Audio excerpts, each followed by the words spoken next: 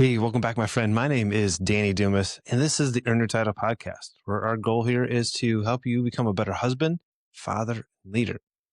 Today, I have a question. When you do something dumb and the inner voice in your head says, man, Danny, that was really dumb. Whose voice is it? Is it in your voice? Is it in your parents' voice? Is it in any voice? Where did you get those words? Why did you tell yourself that was really dumb? And then how quickly do you bounce back from those inner voices?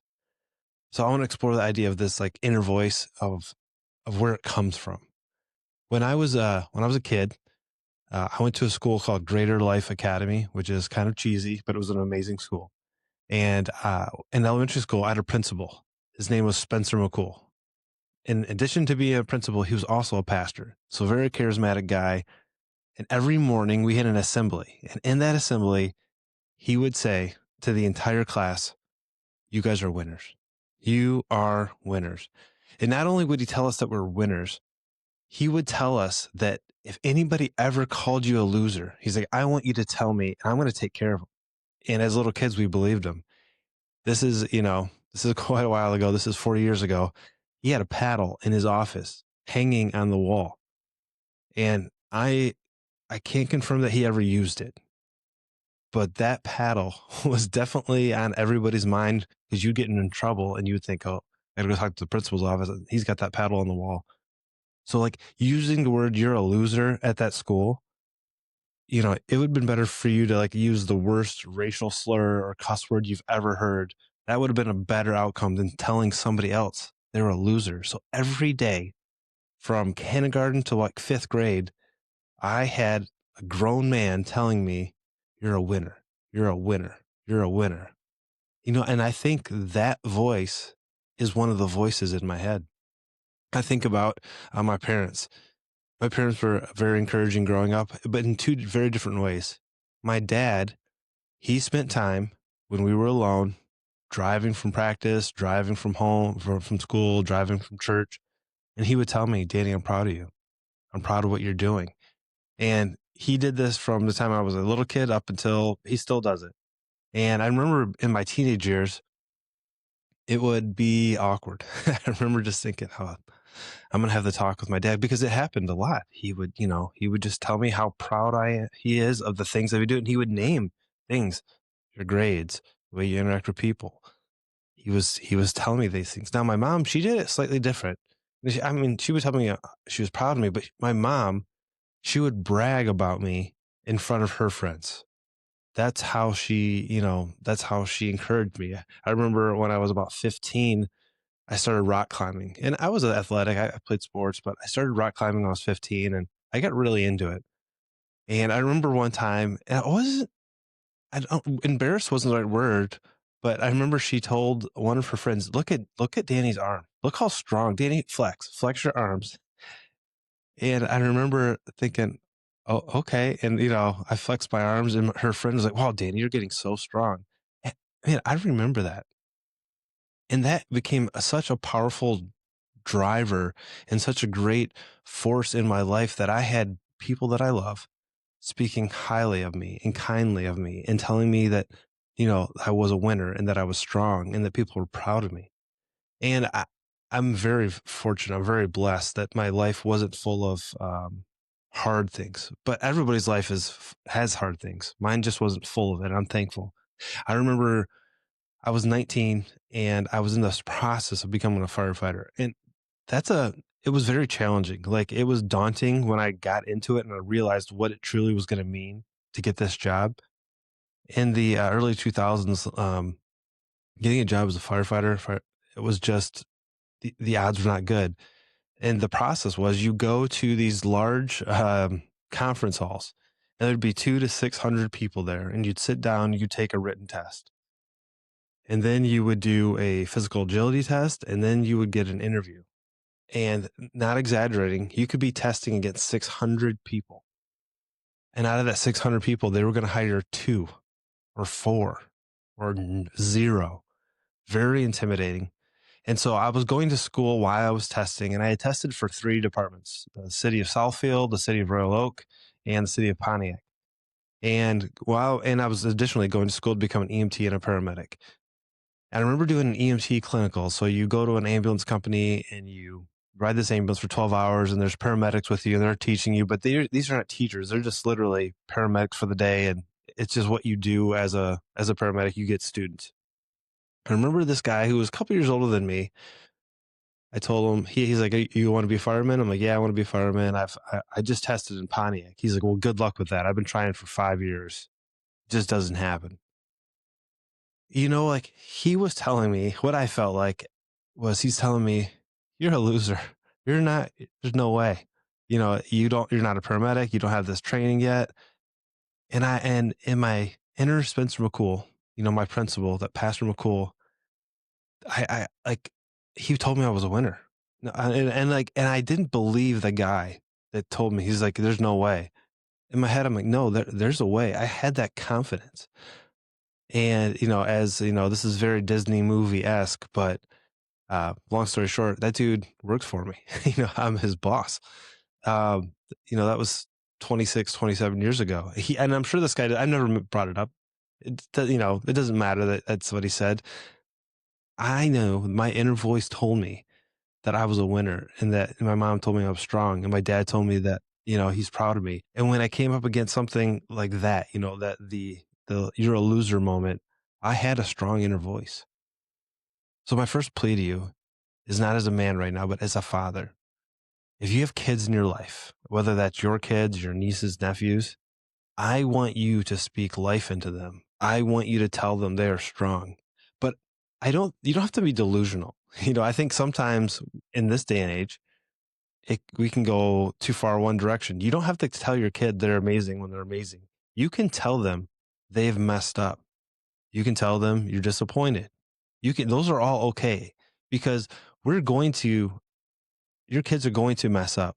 They're going to do something stupid. And it's okay for them to have an inner voice that says, man, that was dumb. But the next part is so important. That was dumb. What can I do to stop it from happening next time? That's the inner voice they need. It's okay to recognize that you've messed up. That totally happens, and it's okay. And now I have the power to fix it. So give your kids the positive inner voice. There's a fine line between being a narcissist and being confident. And if you have to err on one side or the other, err on the side of giving your kids more confidence. But you don't have to tell them everything they do is great. You can be honest with them, but just tell them that they can fix the problem. Give them the words in their head is, that was a terrible decision. I should do something different. And I can do something different. One of the things as a dad I want you to try to ever avoid is saying these words, which are very harmful, is what is wrong with you? And as a father, I'm sure I've said that. And those were the wrong words, because if there's something wrong with your kids, it's something outside of them, and it's something they can't take care of. Something they can't fix. So you can say, when you did that, what were you thinking? That's kind of like saying, what's wrong with you? Because that's what we want to say. Your kid does something stupid. What's wrong with you? You don't want that in their head. And maybe that's the way your dad talked to you, or your mom talked to you, or aunt and uncle or teacher. What's wrong with you? And then maybe you never thought anything was ever wrong with you. Now you have this thought, no, something's wrong with me. So what were you thinking? I think that's an okay statement. When you did that, why did you make that decision? Help me understand. I don't understand. That seems like a poor decision. You're someone that makes good decisions. That seems like a bad decision. Why did you do that? Give them something, give them the voice in their head that says, okay, this was bad, but I can fix this, and I can understand why I did that. And that's so important. So give your kids the word, brainwash them. I've said this before, but for all my kids, when I would put them to bed, I would say something along the lines of, I love you. You're going to do amazing things. You're going to do great things. You're going to do awesome things. And I would switch it up depending on which kid it was.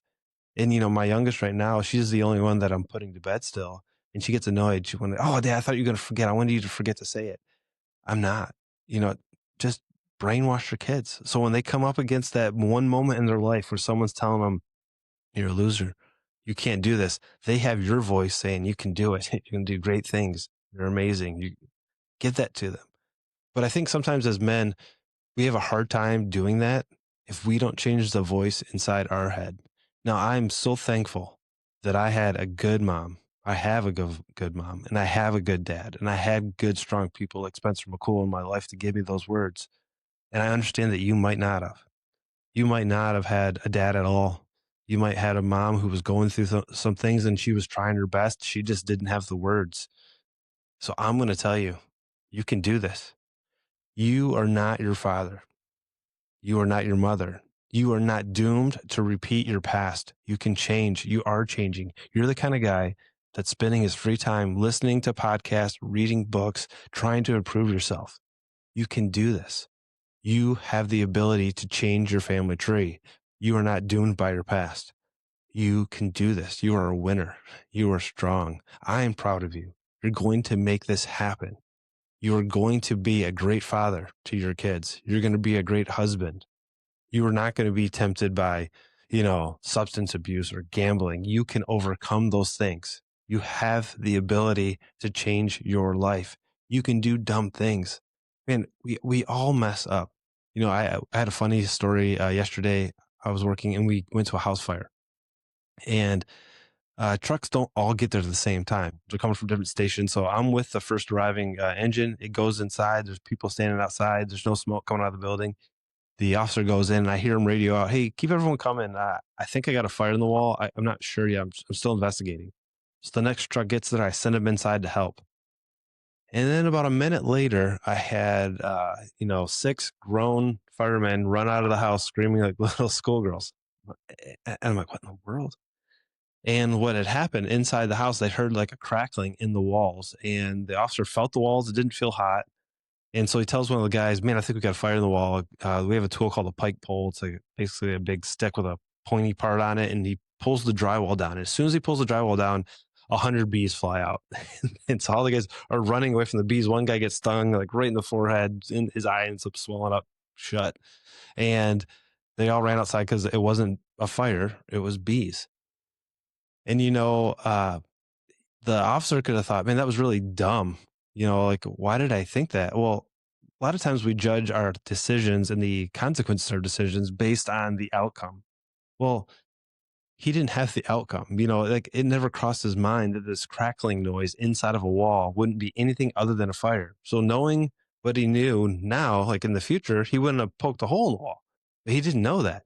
He thought the house was on fire. And as firefighters, what do? We put it out. And so I would, make that decision every time. And it's okay. It would have been okay for him to go, "Man, that's kind of dumb. I got one of my guys stung. I messed up this drywall," but he didn't know any different. He didn't know any different. He was doing what he thought was best. And that's a good decision. It was a poor outcome. They got stung by bees and now the lady has a hole in her wall, but that was the right decision. So it's okay for you to have some of these feelings of like, "Man, I messed up. I've done something dumb. Even if it's extremely serious, I cheated on my wife, accept that. It's not good to say I cheated on my wife, but it's not my fault. It's because she didn't have sex with me or because she was mean to me." That's not what I'm talking about. I'm not saying be delusional. If you've done something terrible, say, "I have done something terrible and now I'm going to fix it. I'm going to become the man that no longer does terrible things." That's the inner voice you want. It's not all positive. It would be ridiculous. I shouldn't say I don't believe the power of positive thinking, because I think your thinking is powerful, but that's not what changes you. Like actually having logical thoughts that make sense and realizing that you can change. And if you go back to my last podcast, while you're doing this, because this is a process, and this might not be, you might not change your life from this, 15 to 20-minute podcast. You might actually need to go get therapy. But while you're doing this, I want you to be encouraged to realize that you are not your thoughts, you're your actions. So even if it's not in your head yet, and I wanted to get in your head, re-listen to that last part where I was telling you how awesome you are. Until you get there, you are your actions. Do the right thing. If your voice is telling you you're an idiot, don't listen to it. Change your voice. If you change your voice, you can change your mind. If you change your mind, you can change your actions. If you can change your actions, you can change the world. You can change your family. You can become the man you're supposed to be. And if I can help, I want to. My email is danny@dannydumas.com. Reach out. I really enjoy talking with you guys. It's been a real blessing in my life. I want you to get a lot out of this podcast. But more importantly, I want you to put it into action, because I want you to earn that title. And as always, My name is Danny Dumas, and this is the Inner Critic podcast, and I will talk to you later.